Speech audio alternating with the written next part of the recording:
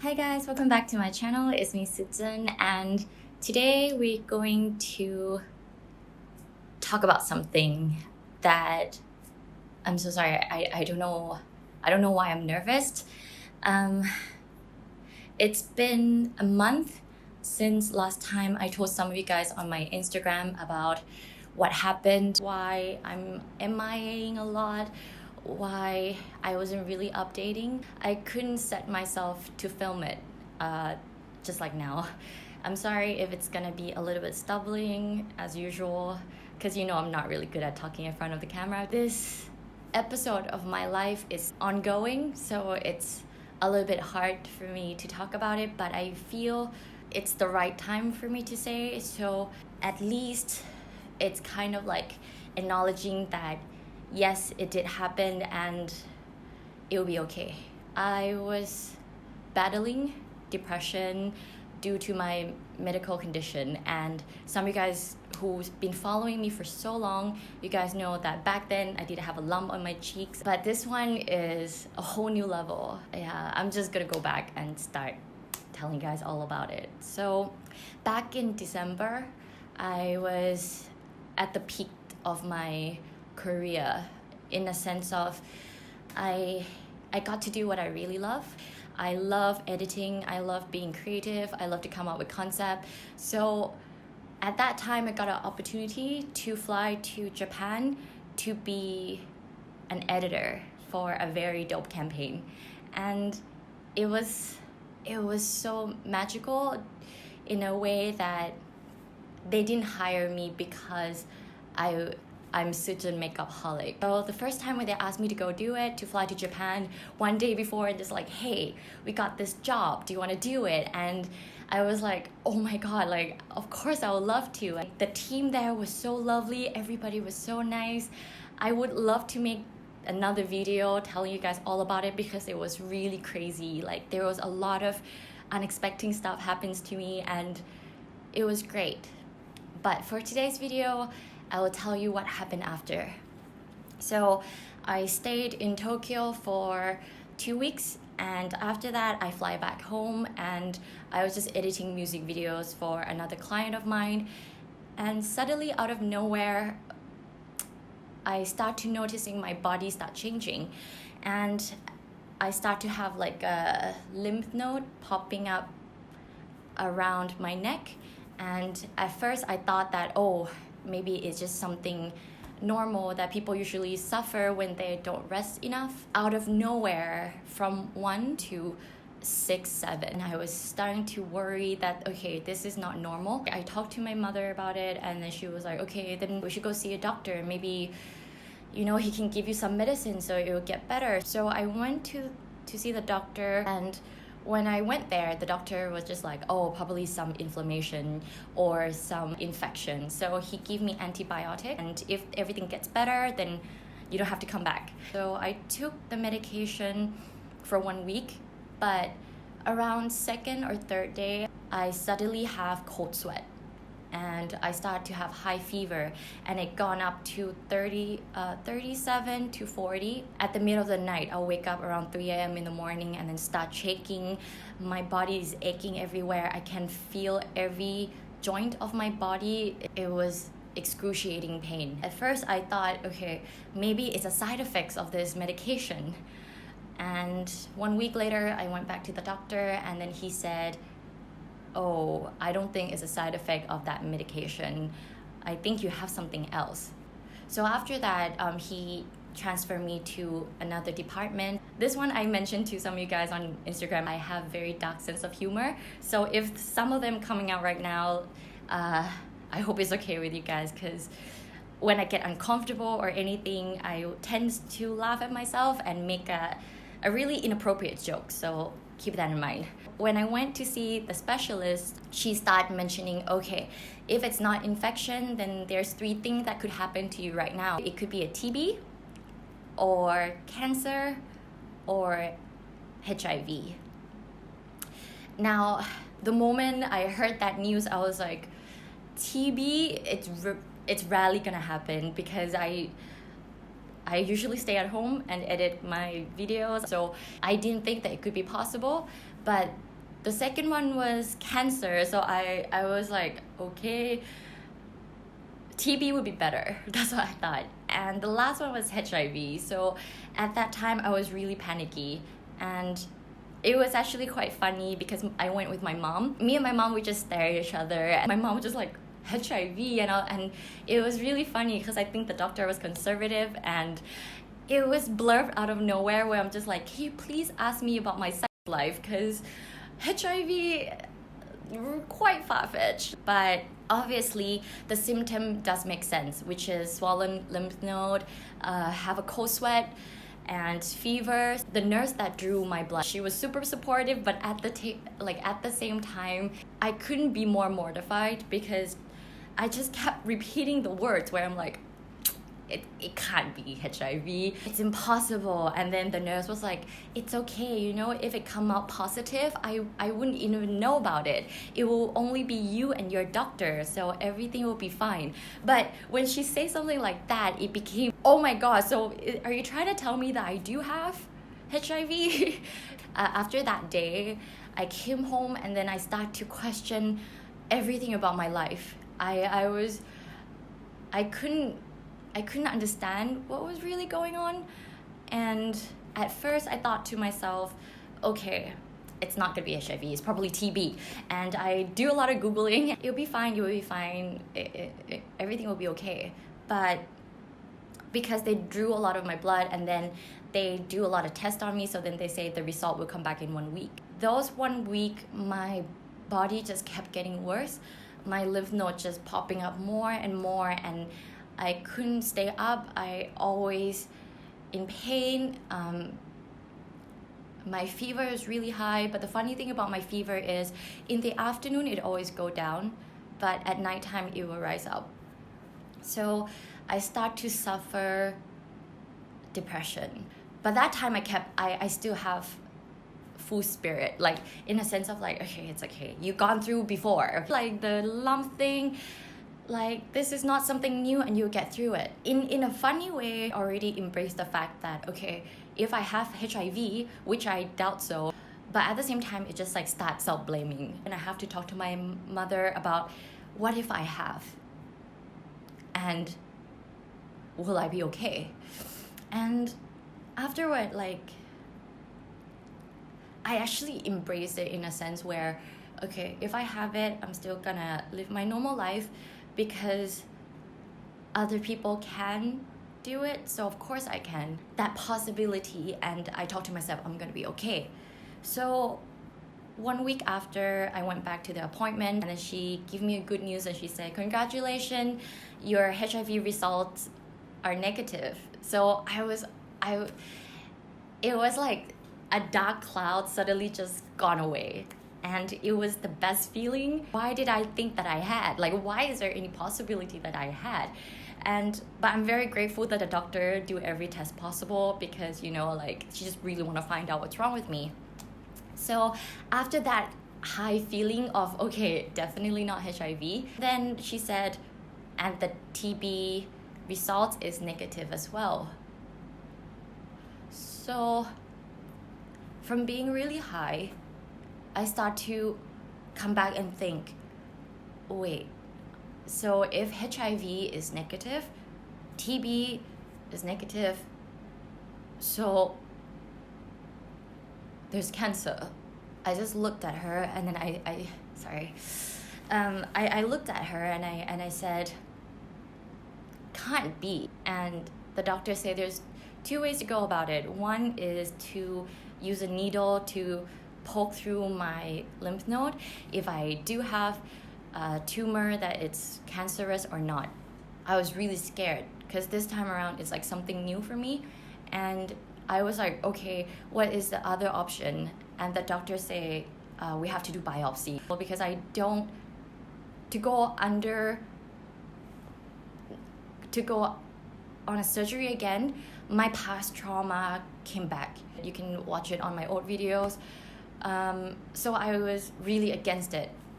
I kept telling them like, no, I want to do the tissue. Like I really don't want to do the surgery. But the doctor said sometime if you poke the wrong way or if you don't get a clear sample, then you have to redo it again, and the procedure is quite painful. So I would suggest you do the biopsy.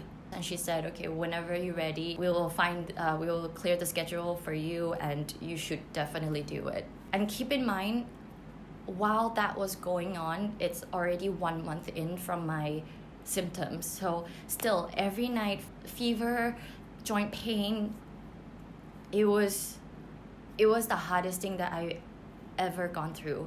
So after that day, I came back home and I started to lose severe weight. And some of you guys like who watch my video, some of you guys will notice like there's some weight loss going on. And it was a really dark time where my mom had to watch over me because I started to have suicidal thoughts, where when I was sleeping, I thought to, like, I literally have a dream that I take a cutter and I start to cut myself and get the tumor out myself, because every morning seeing them was just, it's like you can't run away from it. So I hid on my mirror. I make sure that I don't see myself. Yeah, so that's why my mom had to stay with me most of the time, because she's scared that I would do something stupid. So 1 week after that, I was admitted to the hospital, and the doctor was like, okay, we're ready for the biopsy, 6 a.m. in the morning, so get ready for it. And at that time, the possibility of having cancer was there, but I always look at the positive side of things. So I bought a book on people who go through cancer. They got through it because they believe they'll be okay. So I was having this preparation in my head. Even though I was having a suicide thought, part of me was just thinking that I'll be okay. I got it. And no matter what disease I have, I will rock it. Early in the morning, I was on the surgery bed and I was completely naked, which now that I thought about it, it was quite funny how that's the only thing I care about in the morning, where I'm just like, oh, I need to be completely naked. And the nurses was like, yes, you have to.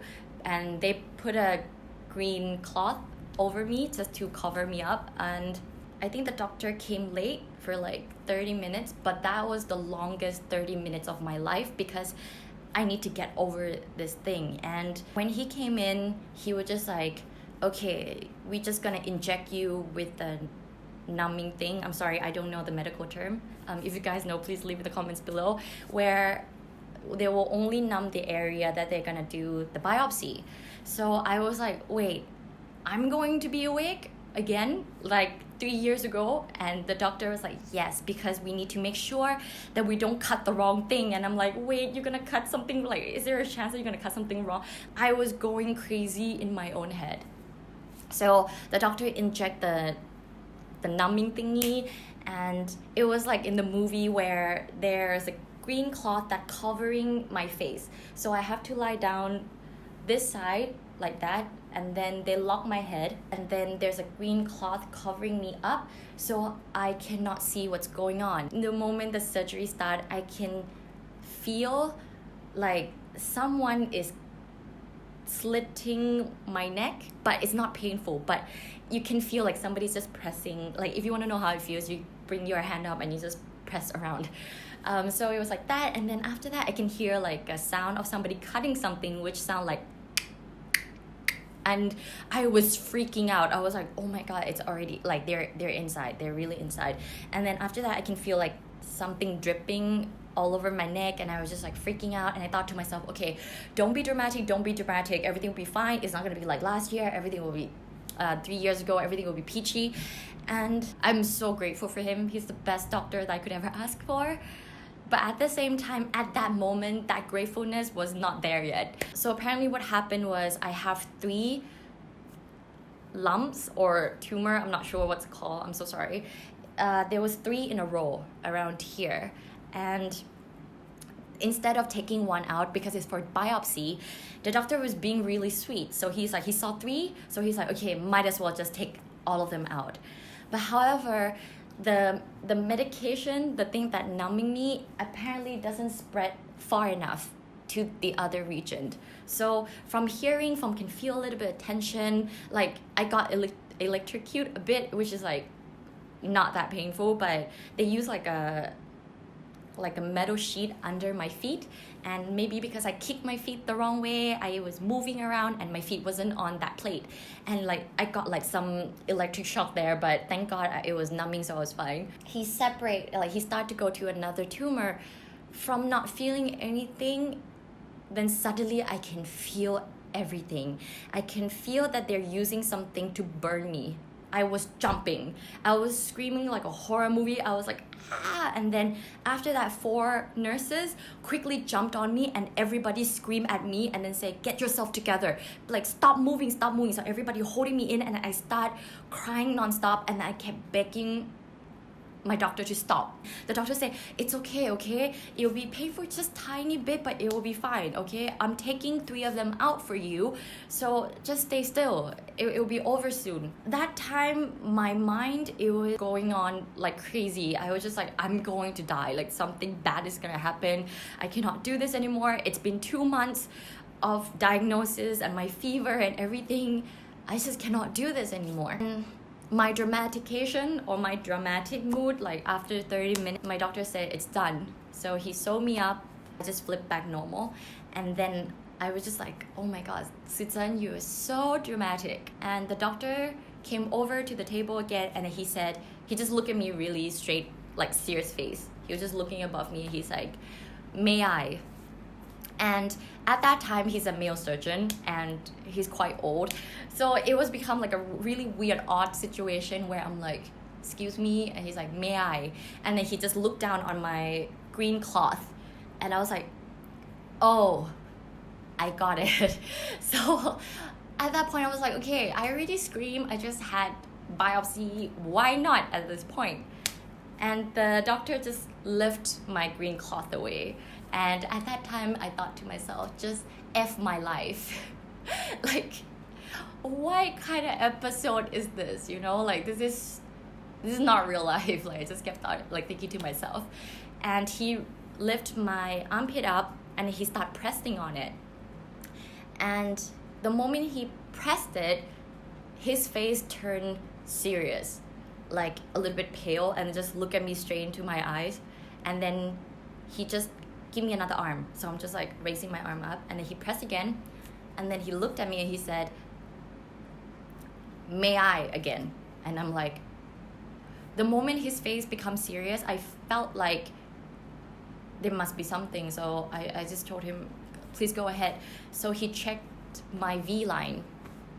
So pretty much I was completely naked on the table, and after he checked, he took my hand and then he let me touch. When I pressed on it, there was a lump.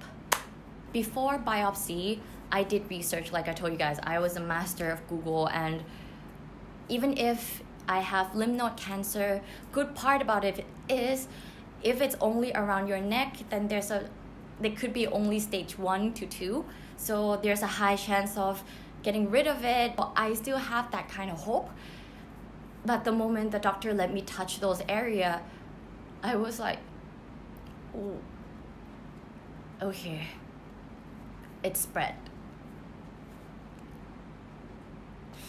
So after being comical and being dramatic on that table, everything become grim, where it was the first time in my life where I felt like there's no hope left.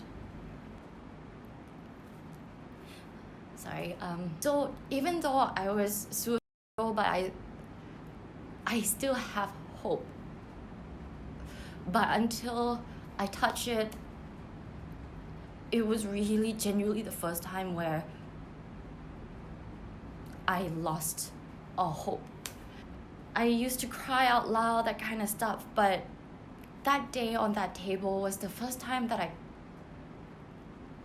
I was crying, but it was dead silence. where my tear just kept coming out, but my expression was blank. So usually after the surgery, you're supposed to be in an ICU for a while just in case there's no complication. They need to make sure of that. But my tear was falling out nonstop, and even the nurse have to they felt really bad for me, I bet, and I'm very grateful for them. So then they didn't know what to say, but then they gave me a cloth just to hit under my eye because my tear was coming out nonstop. So I have to get out from the surgery room. So then they took me to the hallway, and the nurse had to go do something. So they left me in the hallway, and my tear just kept coming out, and I was just like, I give up. I gave up. And then till today, I'm really grateful for my doctor, because he saw me in the hallway, and I just kept crying, and he came up to me, and he was just holding the the hospital bed where there's the metal thing. I'm so sorry. The metal thing, and he just hold the metal and just looked down on me, and he just asking me are you okay? And I remember I looked up to him, and the first thing I said to him was, just tell me the truth. And he looked at me, he said, I don't know, I just did a biopsy. It takes a week or a week and a half to see the results. And then I told him, if you think if you think I have cancer, just say so. Because after 2 months, I cannot go through life with a question mark. For the past 2 months, it's always a question that what is wrong with me? Why this is happening to me? And at that time, I'm just sick of waiting. I don't care what I have, I just need to know it then and now. He just looked at me and he said, I'll take care of you. The doctor was really sweet, so he told the nurse that she doesn't have to wait there at the ICU anymore. She looks fine. Just take her back to her room, because my mom was there. So after I went back to my room, I look at my mom, I cry and I told her what happened, and I just didn't know what to feel, what to do anymore at that time. Apparently there's a lot of tests regarding to blood test. I thought that I was really naive back then. I thought if you just take one time you can check everything, which is not true. So that week and a half, it really taught me a lot of things. So everything that was happening, there's only my family who knew about it. I never share with my close friend. I never share with people who I actually care of. I neglect a lot of people who I love. Because I was so dead on my career, on my achievement, that I completely ignore a lot of people who meant a lot in my life. And the moment that thing happened, I realized achievement meant nothing. Your goal in life meant nothing. What truly matters is people who you love. So while I was waiting for the biopsy, I started calling people, and I told them, I'm sorry. And I slowly let them know what's going on with me. I hold my mother, I hug her really hard, and I said, I have no hope left, but I will take care. I promise you that I will take care of this family, and I will keep doing so until the day I die.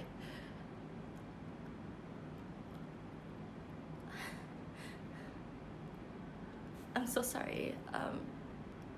The only thing that prevented me from doing something stupid, it was really because people that meant the most to me. I'll be okay because I have to be, not because I want to at that time. So I went back to the doctor, and the result was in, and I remember I was holding my mom, we were hugging each other, I was just bracing whatever's gonna happen, and I felt like someone is playing a trick with me. After 2 months and a half, I've been through ups and downs from mentally to physically, and I thought this is it, but it wasn't. So when I talked to the doctor smiled at me and she said, okay, the biopsy results are in. Congratulations, you don't have cancer. So the moment that happened, I heard the news and I was like, what? Like, wait, so you said there's 3 possibilities. One is TB, another one is cancer, third one is HIV, and if I don't have any of them, then what is it? You know, I suddenly felt like, okay, this is something new. I didn't prep for it. Anything pretty much for the past 2 months and a half, whatever I prepped inside my head, it never came true. So I was like, okay.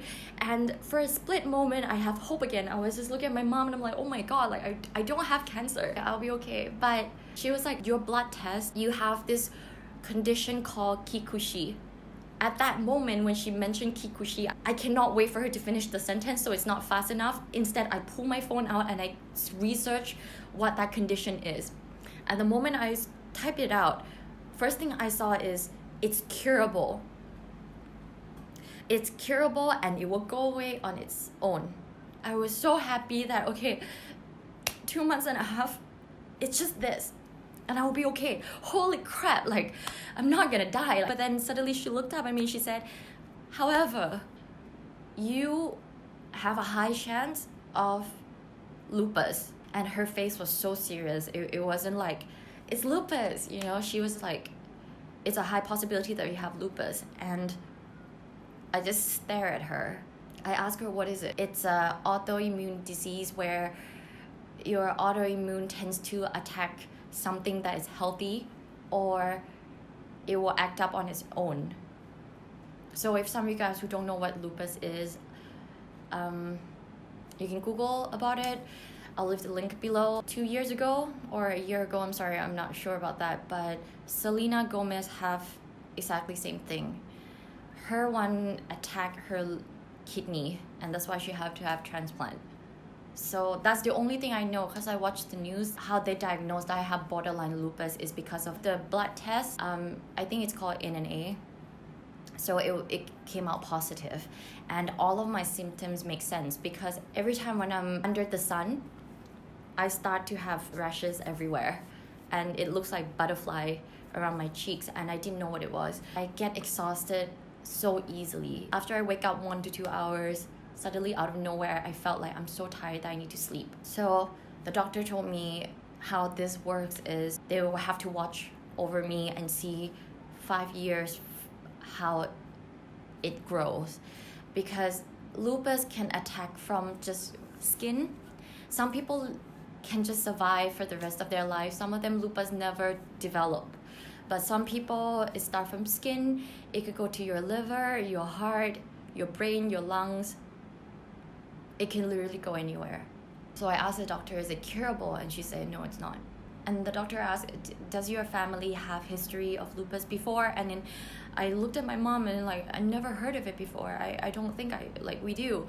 And she's like, oh, then either you already have it, but then the symptom never come up, or due to your lifestyle and environment, that's why it flare up.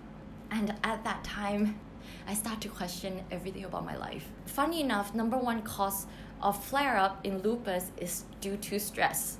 I do everything alone. I edit my videos alone. I came up with a lot of things. Like I don't sleep. I don't have enough time to eat because 24 hours is not enough for me. And I start to look back at my past, and then I realized the symptom was there, but I didn't know what it was. Like there was one time around November, I was shooting one music video. I was the director, and we were standing outside in a blaze sun, and suddenly out of nowhere, I just nearly passed out. I nearly throw up. I thought it was heat exhaustion, but now it all came back and it makes sense, and I start blaming my own achievement. So after that, I still have to do a lot of blood tests. Back then I have to do every Monday and Friday, but thankfully now it's been 3, 4, 5 no, 3 months. So instead of a week, it became a monthly checkup. And I learned one of the hardest lessons of my life. What it is to love yourself. And I realized I haven't been loving myself for a very long time.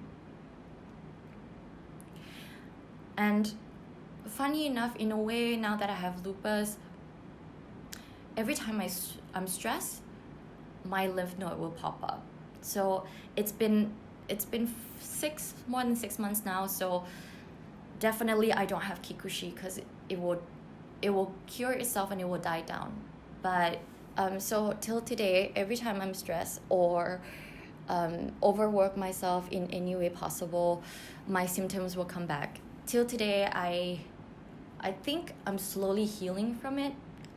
It's quite hard where if you have this condition and it's cured and you move on from it, but for me, it's battling this condition every day, and I have to keep doing it until the rest of my life. And the reason why I decided to talk to you guys about this now is, number one, because I promised you guys I will make a video and share you guys about it. I realized while I was gone, I saw a lot of people who are so sweet to me, sending me DMs, commenting on my YouTube and say, where are you? Like, there was like some of the comments say that like, yeah, she neglected us already, that kind of stuff. And it really hurts, because while this was happening, I was living in a very, very dark place. The reason why I really make this video, because I noticed that nowadays with social media, with everything, you don't really see what's going on in people's life. You tend to see the best of them, including, you saw mine one, like every video, the only thing I do is just to show you guys how to do makeup, swirl around. And sometimes when I saw those comments, it really hurts, where like, oh, I wish I could be like you, I wish I can look like this, I wish I can like that. And when I saw those messages, I thought to myself, you wouldn't want to be me, because I don't want to be myself. If I can trade anything just to not have this, I would gladly do so. And it dawned on me where if I can show you guys this side of me and you guys know about it, at least you don't have to feel that whatever's going on with your life, you're the only one who's going through stuff. That's why today I feel that I'm ready to put this on YouTube and let other people see, because in a way, the reason why I don't like to talk about it is because I don't want to relive all of this thing. But if this video can help anybody at all, if anybody is going through depression from physical health, chronic pain, or to see other people living their life better than other people, I want to be one of those people who tells you, no, this is fake. All of them is fake. And beauty from the outside, it's nothing. I love makeup because it gives me confidence. It's not for me to please other people, it's for it to please myself. And that's why I do makeup tutorial in a way that it's very thorough. Like I don't sit and talk. I need to really find a way to make it easiest for people to learn and for them to feel confident about themselves without other people's judgment. But that's not enough. I just need you guys to know this. So just in case one day, if you feel bad, feel a certain way when you look through social media or other people's life, you can at least remember that it's not real. One last thing I want to say to you guys out there, while I was going through all this journey, I Google a lot. I Google a lot of things like, if I feel like this, what does that mean? Like from this condition, that condition, what is it? Of course, there's a website that stated like, oh, if you have this condition, then likely you have this, you have that. But there's not enough people who actually going through a journey and talk about it. and I needed that. There's only few people who I can kind of relate it, but not 100%. So I want this video to be one of them, just in case somebody is going through something similar. And I really want to tell who's going through it or who knows somebody is going through it that don't give up. You just have to be strong for yourself. And at the same time, I just want to say thank you to everybody who are still here, always believed in me. I always commented, reply. I always read all of your comments. I really want you guys to know how grateful I am for you guys. Because without you guys, I wouldn't be able to get my dreams. From now on, I'm not gonna close this side of me. If anything happens to me, up and down and everything, so it's time to change things up a little. And thank you so much for always being here. I truly, truly appreciate it, and I love you guys so much. So yeah, unfortunately, I can't upload every week like I used to due to my health, but I will try to come back more and more, not for the sake of anything, but just to find my passion again, to do the things I love again. So yeah, thank you so much for watching, and I'll see you guys next time. Bye.